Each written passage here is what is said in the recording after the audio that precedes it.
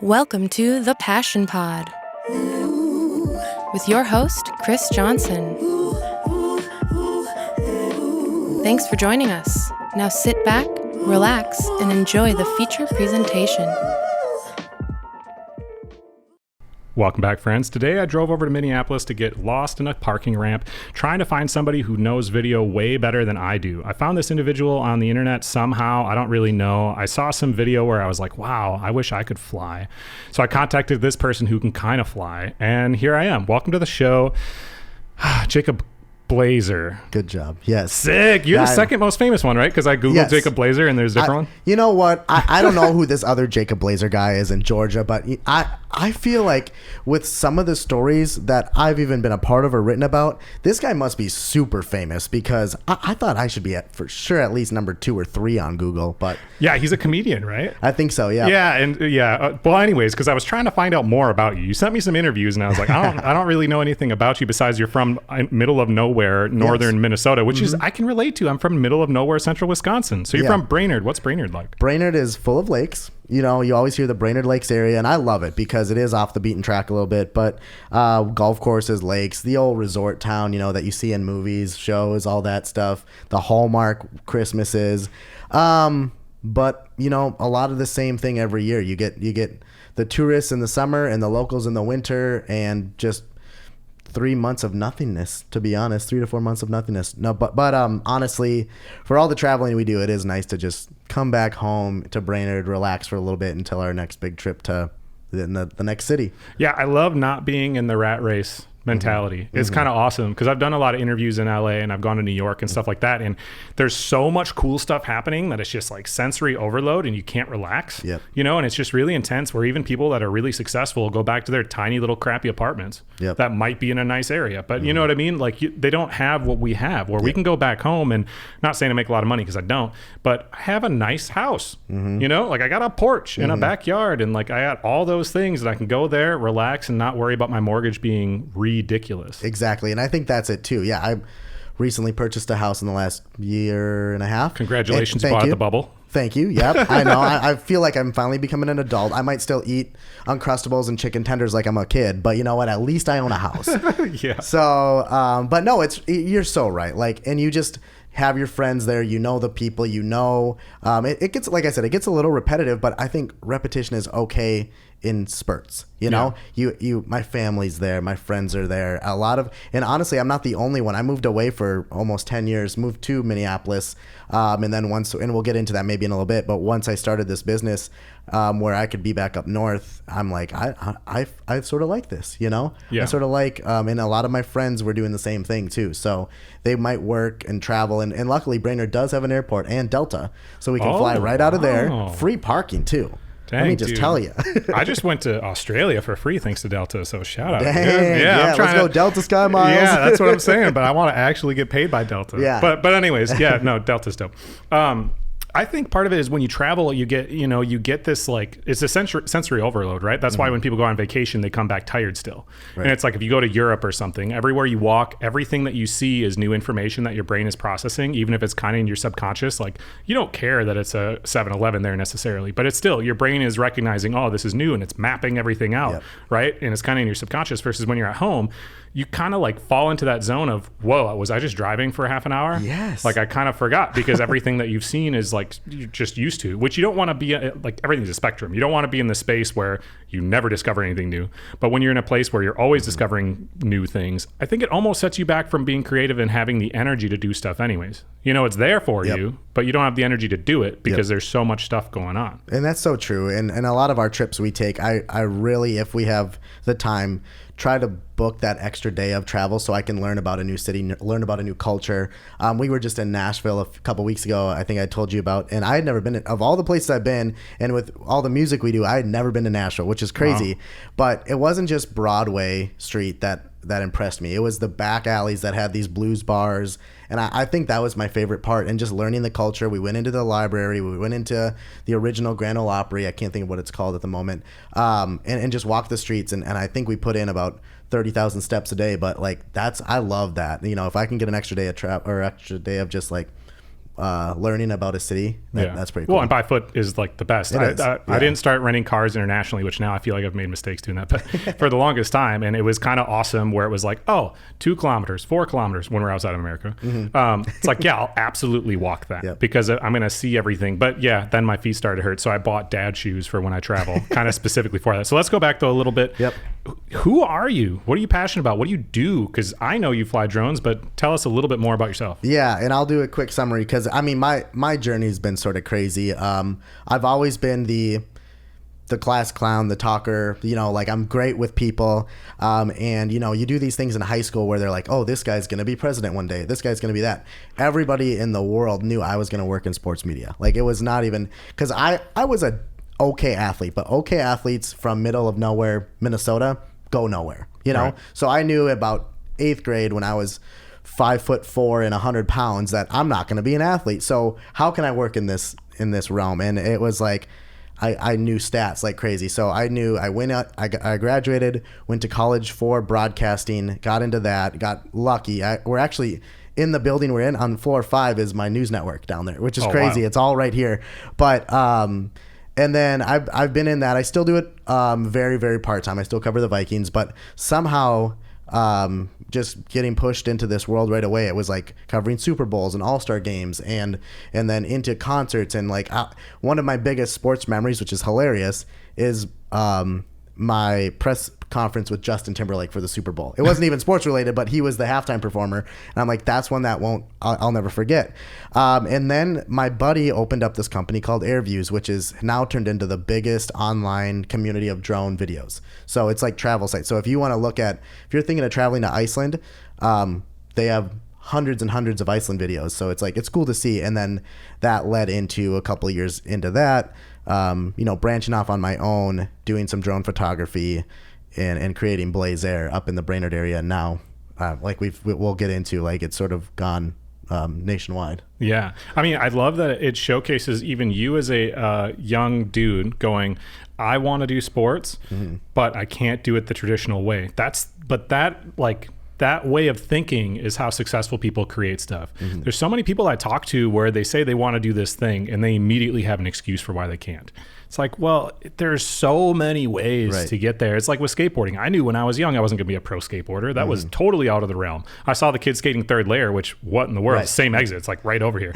But I saw kids skating that when I was like middle school going, whoa, these kids that's totally out of the realm of possibility. Right. However, I'm good at sales. I could do that. I could work in the industry. And that's how I was able to open a skateboard shop and make a living still in the industry and kind of doing the better version of the job because now I'm not worried about getting injured. Now I can go home every night. I can still travel. You know what I mean? Like, but when you can look at a situation and go, okay, well, what do I actually want to get out of it?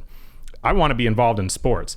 That doesn't mean I have to be a pro athlete. There's a whole lot of avenues to do that. And then it can translate to different things, right? As your interests broaden and you go, well, as cool as it is to talk to professional athletes, I might want to talk to other cool people. Right. Well, I can use this avenue to expand into and go, but now I can talk to the performers or, now I can talk to the people who own the venues to be able to create different things. It's like, it's just changing your way of thinking about it is what opens up all those types of opportunities. So let's go back to the sports thing. I guess you're from Minnesota, so you're a huge Vikings fan, Wild fan. I'm going to disappoint a lot of people here.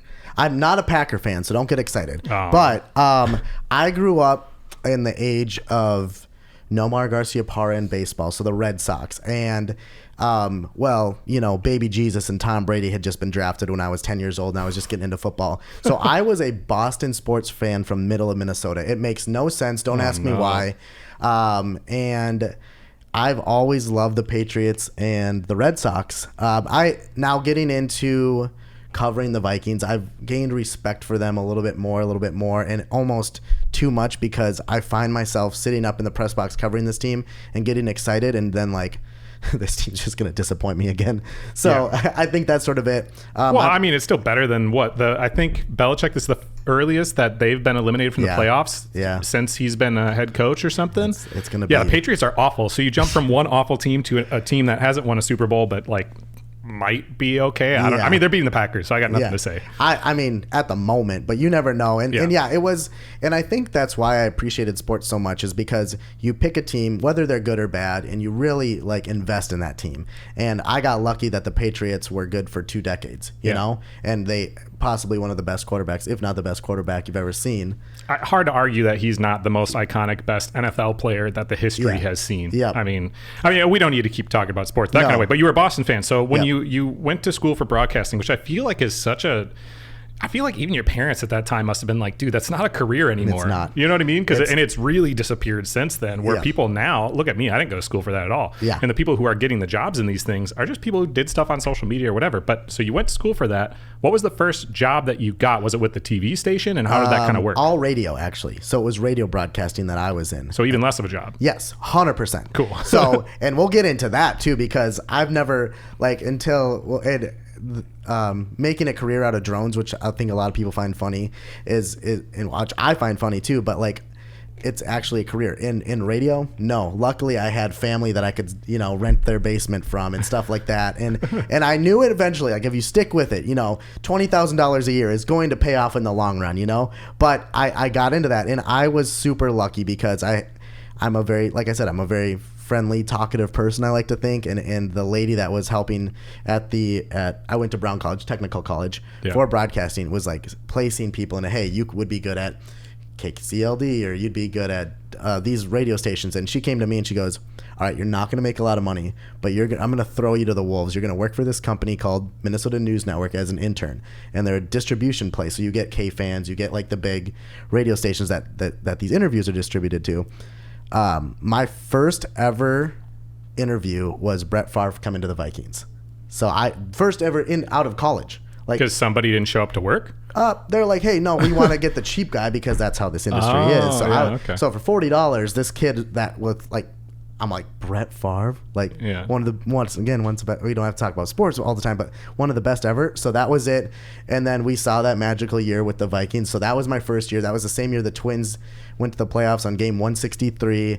And then, like I said, Super Bowls were soon after. The All-Star game was in 2013 here in Minneapolis for the Twins. And then I've even been sent to Dallas for a draft. So it's like, they threw me to the wolves. I didn't make a lot of money, but I'm telling you, the connections I made were priceless. Did you feel like a fake, interviewing these people that other people are a huge fan of and you don't care? Not that you don't care, but you know what I'm saying? Yeah. It's like with me, and this is a weird comparison, but I've interviewed all these people that have so many fans, like diehard fans that love this person that I didn't really know about them that much the week before. Right. Especially if I do an interview backstage. Right. Like, I didn't know anything about Red Jumpsuit Apparatus before. Sure. And then find out I'm about to interview them. I look them up and I'm like, oh my God, they had the biggest song of the year back then. And they've had a bunch of hits, whatever. They have all these people that'll travel all over the country to meet them. And if they could sit down with them, they'd be freaking. And I'm just like, cool, man.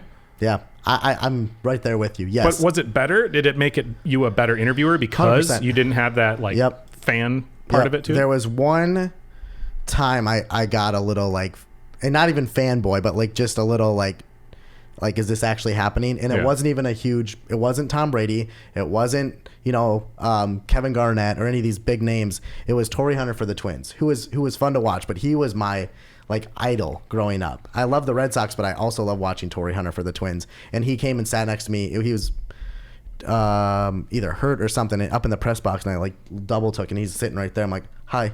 And then the guy that I worked with is like, this is Jacob.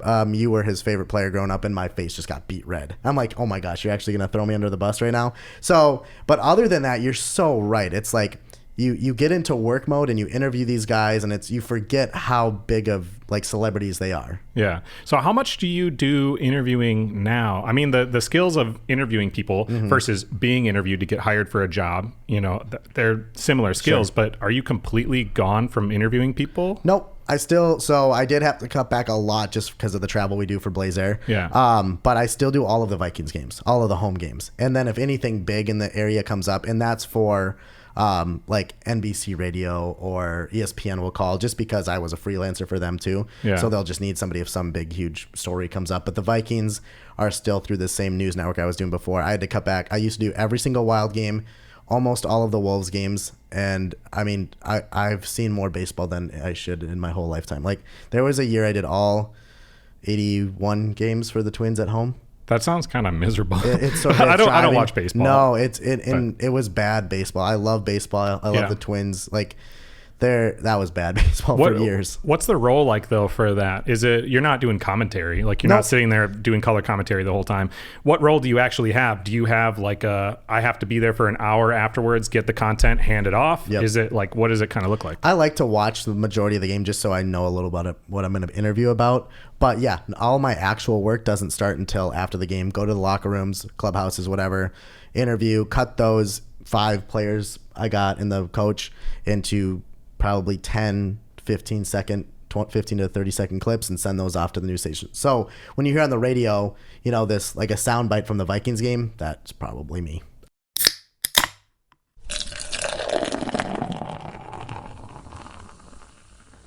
Let's talk about how you transitioned into what you do now. You said you found a business partner. It's become this huge part of your life, but they are drastically different things. Yes, the connections are there, which are great, but where did you even get the idea to start doing anything with drones? Because you're not even the main pilot, right? Or no, are you? I do all of the big drone, exterior drone stuff. So I am a planes.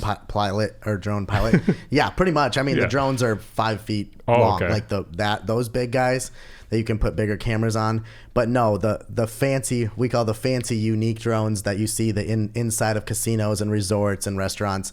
That's a guy named Chris Spangler. He's known as Fluxy. That's what he was. He was on the Drone Racing League on ESPN and NBC. Didn't know that was a thing, but that's yep, cool. It is. Yep. So it's crazy. They took over Allianz Field, the soccer stadium here one year, and they did Miami Stadium, and they just rip at about 100 miles an hour.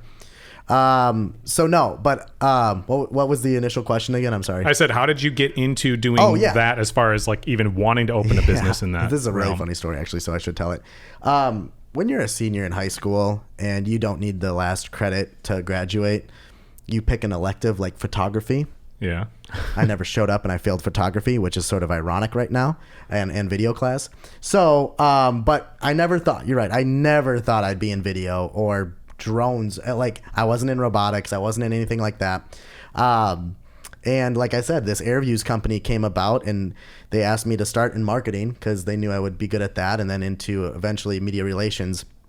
But I started flying drones as soon as I worked for this company. We each got a drone as part of our like sign-on bonus, and like these things are pretty cool. And the cameras just got better, the equipment got better.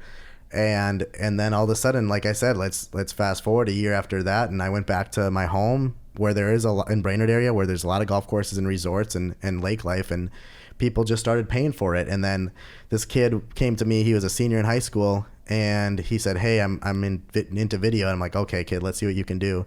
And I gave him a bunch of my footage. At that time, through AirViews and in the beginning of Blaeser, I had been to some Major League Baseball stadiums and connections, stuff like that. So I had some really cool travel stuff for a reel that I never had time to do.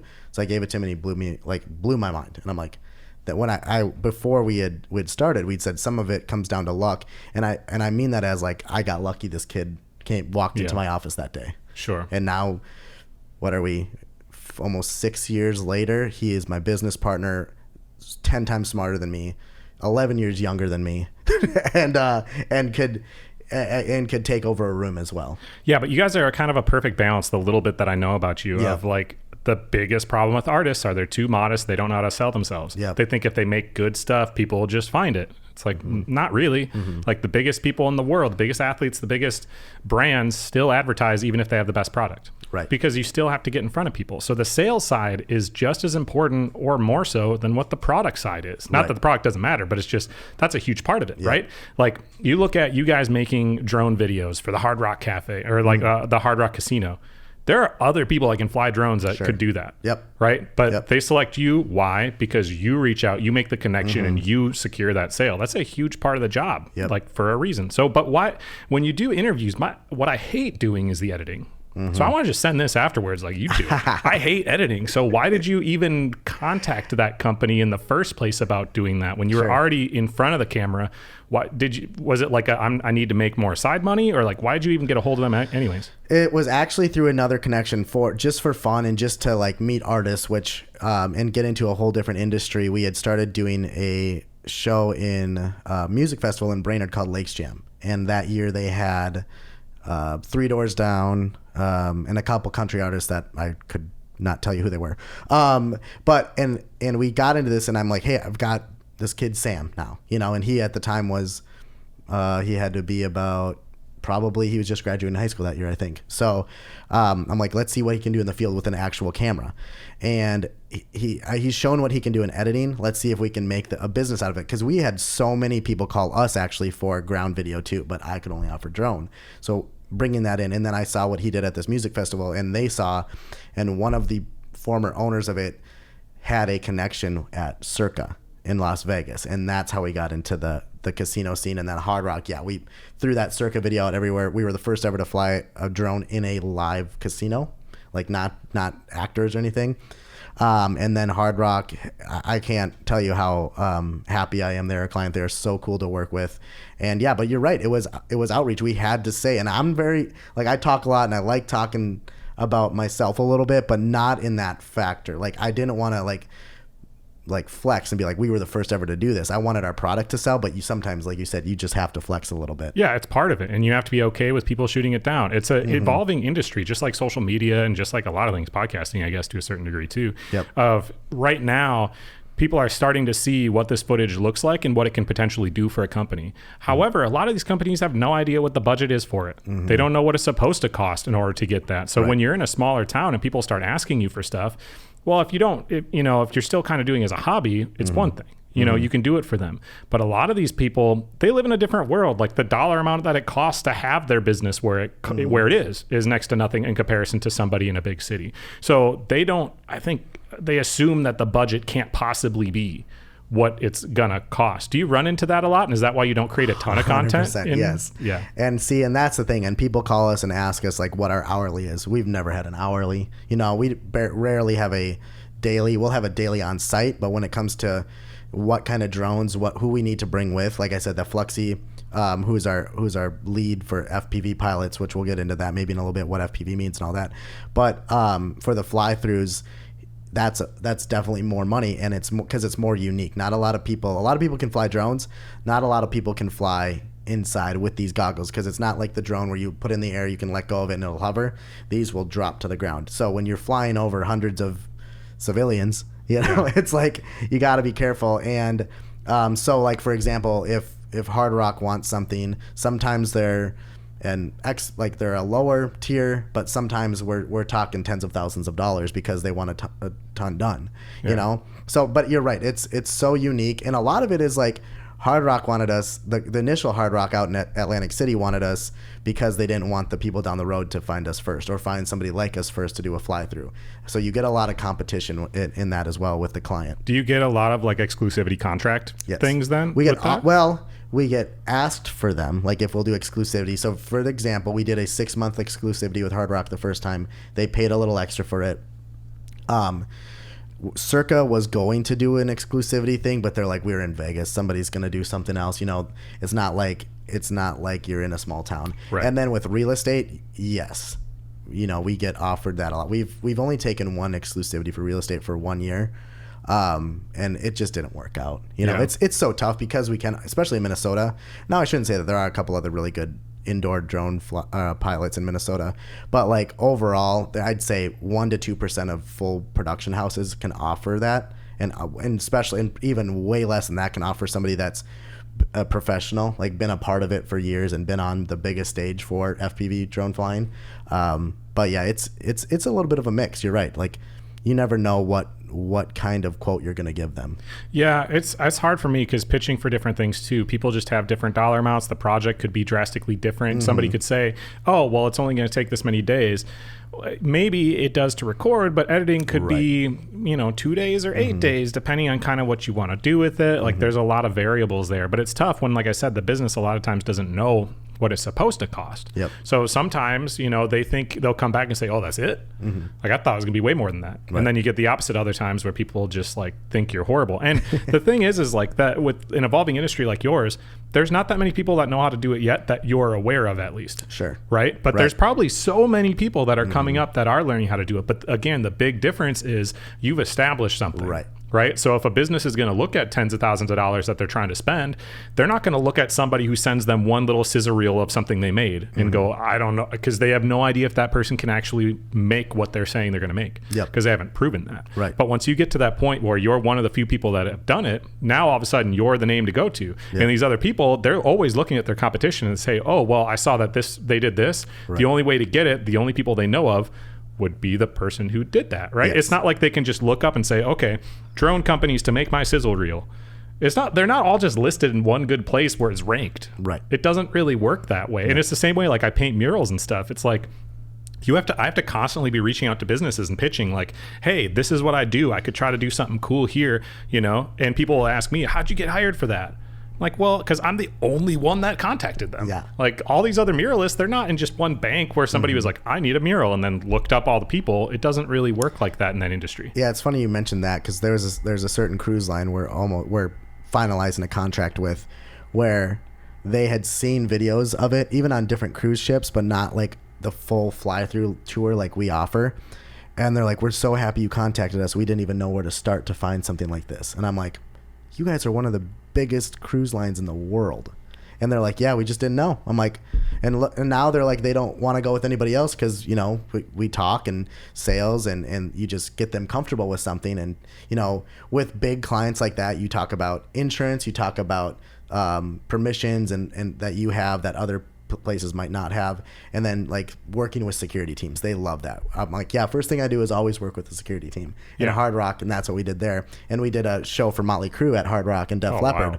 And they were like no, you're not going to fly. And next thing you know, we're talking to security teams, showing them some of our other work. And like that still in my mind is the coolest project we've done, because like Tommy Lee was like, let's do this thing. And we're flying, literally he's drumming and the drone goes right over the drums out to the crowd. And I'm like, that's one of my favorite shots of all time. But we wouldn't have got that if we didn't say, let's talk to the security team.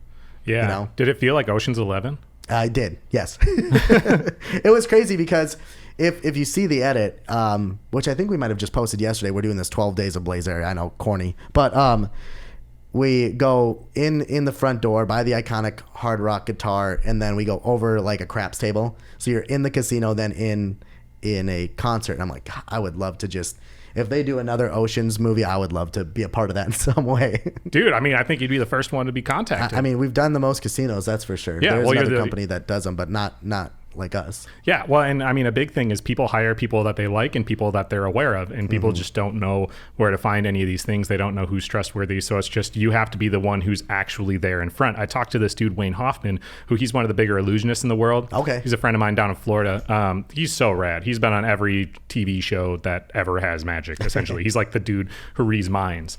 But he was on Ellen DeGeneres like a long time ago, right?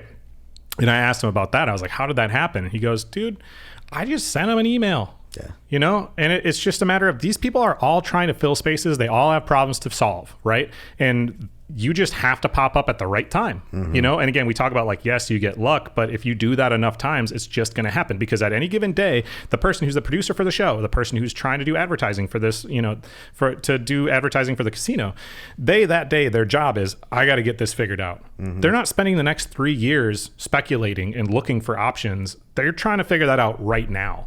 So if you're found soon, you have a really good chance of it. So that's why you have to just continuously pushing out, reaching out to people, so that way you're in the right place at the right time.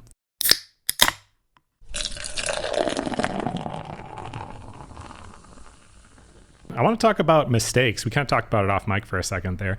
I've had times where interviews just kind of disappeared. Thankfully, not in quite a while. I haven't really had too many mistakes happen real recently. I had one at this music festival where the camera angle that was on the guest was blurry. The other two weren't. I'm like, I don't care if I'm blurry. Yeah. You know what I mean? But like, thankfully, at least I had another camera angle. So over time, I've kind of figured out these fail safes of like, well, if this, problem occurs again, which it shouldn't, because now I know about the problem, this is some way to kind of like protect myself there. This is some way to protect myself there. So it doesn't happen super often, but it still happens. And the hardest thing is breaking that news. Yeah. It just sucks to contact somebody. And for me, I always build it up in my mind to be way worse than it's going to be. And then when I contact the person, they're almost always cool. Yep. But what's an experience for you of like, just you blew it and then how did you handle it? So we, this was at Hard Rock Tampa. And they're still your client. They are. And luckily we blew their minds with the video. So cool. But I've never been this stressed in my whole life. Our FPV pilot, Fluxy. Which FPV is what? First person view. So he sees what the drone sees through That's goggles. the goggles. Yeah. Yep. And he builds his own drones and all that stuff. So we have, everyone asks like, what kind of drones do we fly? They're all custom made, so I can't answer that. Sure. Secret. But and we throw some GoPros on it, literally. Sometimes cool. big shoots we'll throw a DSLR or something on a bigger drone, but most of it's that. So, but they take special LiPo batteries on those drones, and I will say we as a group, because all of us have to double and triple check, brought the wrong batteries to Tampa Bay. So we had in FPV, we've talked about these drones, and being a custom drone, don't have many places that sell that kind of battery, especially when you're out. Like we have a place where you order them from online, but you can't get them to Hard Rock in the next day. Talk about luck. There's this guy that I'd seen have videos on AirViews from Tampa. So I contacted him. Dude had just moved here from Russia. So yeah, I know. Craziest story. And his name is Russia FPV. And I'm like, I'm going to contact this Russian dude right now and see if there's any chance. And he was blown away. He loved that we reached out. He's like, oh my God, Fluxy wants to fly with my stuff.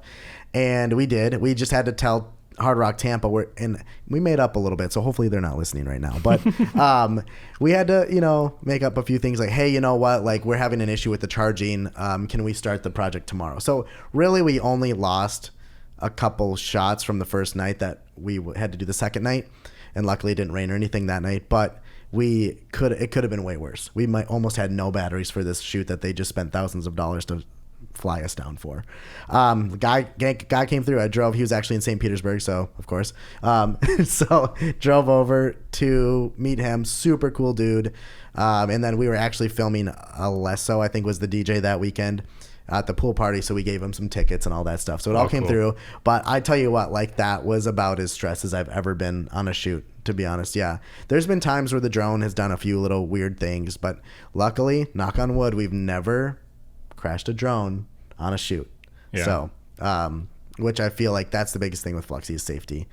But yeah, it's tough. There's been other ones where I've actually had to tell the client like, hey, they were real estate shoots, so it wasn't the end of the world. Yeah. But some of them were really big houses down here in Minneapolis area, and they're like, oh great, now we have to tell this client who let us in their multi-million-dollar home that they have to go out again and we have to redo it. But so that's not the best feeling. But overall, it's like 98% of the time we're triple checking, and you learn real fast to triple check. Yeah, well, I mean, that's the benefit of like making mistakes early. That's what people always say. It's always good to fail early. Yep. It's because usually at that point in time, it's not as big of a deal if you fail. Mm-hmm. There's more pressure the time goes on. But again, it's something that you build up in your mind, because like with what you do or with what I do or whatever, these are things that people just know mistakes happen. Right. Like they're already aware that that type of thing happens, because especially if they're a pretty established person who has worked with anyone in that industry before, they've probably had something happen. Right. Because there's just so many variables to it. You're flying drones. What if the weather just sucks? Yep. Like, what are you going to do? You flew all these people to this location to do it this day, and the weather's not making it possible. Yep. It just kind of is what it is. That's another one where we learned quickly that we have to write that into contracts, like weather dependent,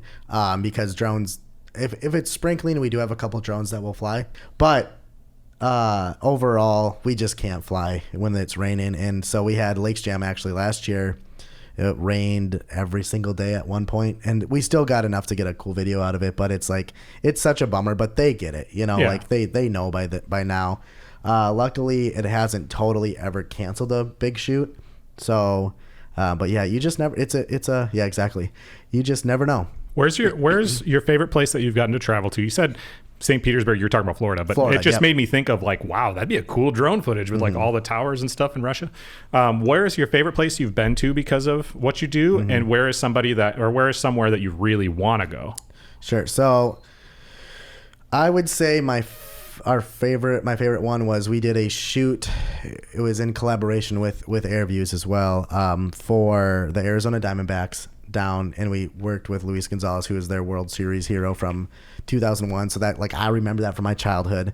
That one was really cool. But I'd say overall probably Circa, because just I had never been to Vegas at that time. Sure. Now since I've been there quite a bit, I liked it. But it was like the big lights of Vegas, you know, they're posting about us. We've got Blaeser here in town. We're so excited about this. And it became it's still their biggest post of all time, which is really cool. Like by far, I think it has like overall like almost almost 1 million views on their platforms. Yeah. And their next highest one's like 20,000. Wow. So it's like, and stuff like that for people that love social media. Yeah. We use that, you know, Yeah, like, hey, course. like look what this can do. It's unique angles. You know, you put the right music, you do all this stuff to capture that first 10 seconds. It's that 10-second thing where it's like, get them in the first 10, they'll watch the next minute and a half. Which is why I said bring a drone and we'll take a footage of this interview. I know. No, I texted you this morning because I had the idea. I was like, that'd be sick, even if it's just flying around the cameras, because I don't have that kind of an angle. Yeah, even though that'd be know. like the most basic thing ever. But for my channel, it would be cool. Versus, you know what I mean? Like if you're putting out drone footage on a drone channel, the expectations are totally different. But if it's for somebody who doesn't have any footage like that, that's when it's like mind blowing. Like, look at this really cool thing. So that's why what you're doing is really cool when you can reach out to these other people. And I've had moments too where I've interviewed people. Like I interviewed Lamorne Morris from that show New Girl. Oh yeah. Yeah, that happened a long time ago now. But I was in LA and somebody I knew was like, oh, my friend would do it. And it was during the pandemic. And I was like, who's your friend? She pulls up on her Instagram. She's like, this guy. And I was like, I don't know him, but yeah, hit him up. And I hadn't seen New Girl at the time. I love it.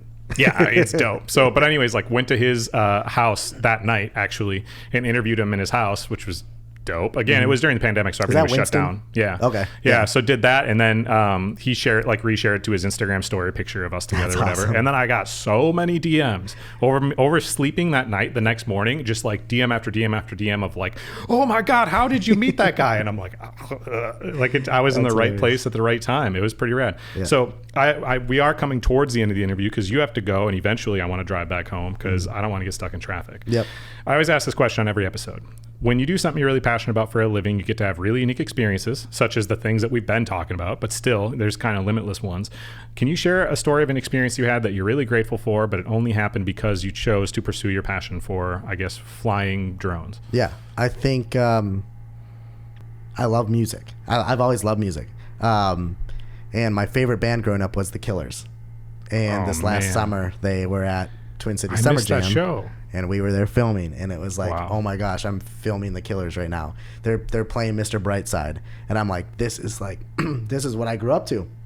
And so many it was hit after hit after hit. And the coolest part was that, this is by far the best experience, because the coolest part is that I went down. You only usually get to film like the first 3 songs for bands, and we did that. And the festival gave me a suite to have there at Target Field for all my friends too. So I got to do that, then go up with all my friends, and then like Blaeser is playing on like the ad board, like our huge promo, and the Killers are playing, and my best friends are there in the suite with me, and I'm like, I looked around and I'm like, okay, this is pretty freaking cool.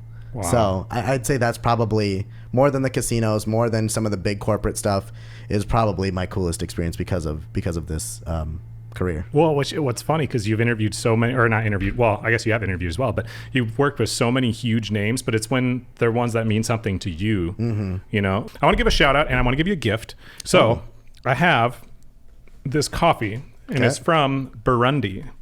So Minimum Wage Tim's Coffee Co.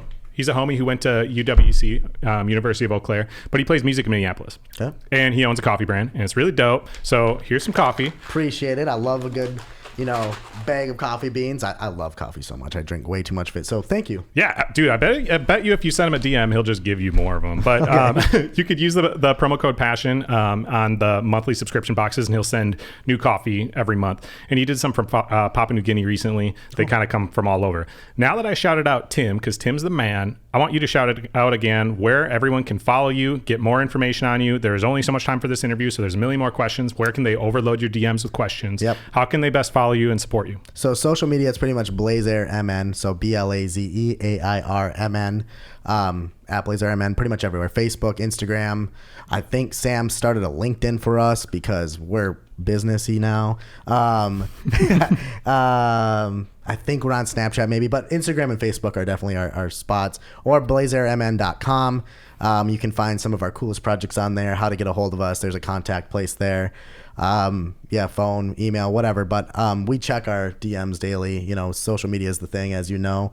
And Blaeser MN. Dude, DMs, like that's how celebrities get a hold of each other too. Yeah. It's weird that's how it is nowadays. But you you can hit up people's business emails, and yes, if you're a business and you have a big project and a dollar amount, that's the way to go for sure. But tell you what, man, I hit up people all the time via DM rather than email, just because the first thing they want to see anyways is my social media. Yeah. So then it's right in front of them, and they'll go, oh, you interviewed blah, blah, blah, blah, blah, blah, or oh, you worked with blah, blah, blah, blah, blah, blah. Yep. That's why that type of thing is so important in today's world. So, but yes, I did DM you. I think I DM'd you out of the blue. I don't know even how I found you, but I found you and I was like, oh, sick.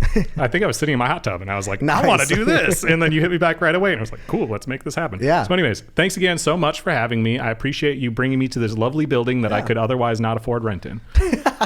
Same. I'm just kidding. No, thank you for coming. This was super fun, and I hope we connect again this summer at one of these music festivals. Yeah, dude, we'll do a part 2 backstage, and then we'll actually work together other than just talk. I love it. Thank you for joining us for this episode of The Passion Pod. We hope you enjoyed it as much as we did. We'll see you soon.